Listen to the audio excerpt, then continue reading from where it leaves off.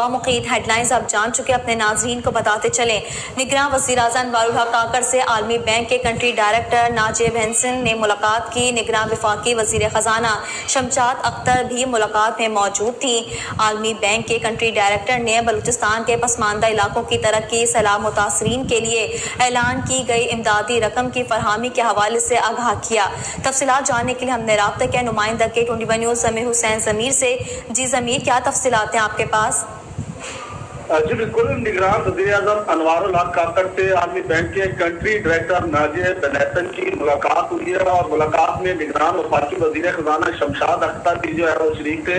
عالمی بینک پاکستان کے پسماندہ علاقوں بالخصوص بلوچستان کے دور افتادہ علاقوں کی ترقی کے لیے کردار ادا کر رہا ہے۔ اس ملاقات میں وزیر اعظم کا کہنا تھا اور مزید ان کا کہنا تھا کہ حکومت کی اولین ترجیح ہے کہ پسماندہ علاقوں کو ملک کے دیگر حصوں کی طرح ترقی کی راہ پر گامزن کیا جائے۔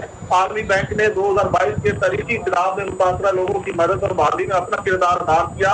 متاثرہ علاقوں میں جاری کام کو جلد مکمل کرنے کے لیے حکومت ہر ممکن انتظامی مدد فراہم کرے گی، یہ کہنا تھا وزیر اعظم کا۔ جبکہ اس ملاقات میں ناجیب ہنسن نے جو ہے وزیر اعظم کو عالمی بینک کے بلوچستان کے پسماندہ علاقوں کی ترقی، صحت میں سیلاب متاثرین کی بحالی کے کاموں اور جنیوا میں عالمی بینک کی طرف سے سیلاب متاثرین کے لیے اعلان کی گئی امدادی رقم کی فراہمی کے حوالے سے بھی ہے پیش رفت سے تفصیلی طور پر وزیر اعظم کو آگاہ کیا ہے۔ وزیر اعظم سے آج خصوصی طور پر جو ہے یہ کنٹری ڈائریکٹر نے جو ہے وہ ملاقات کیا، اور اس حوالے سے وزیر اعظم نے اس موقع پر جو ہے گفتگو بھی کی ہے۔ جی بہت شکریہ ضمیر حسین ضمیر تفصیلات کے لیے۔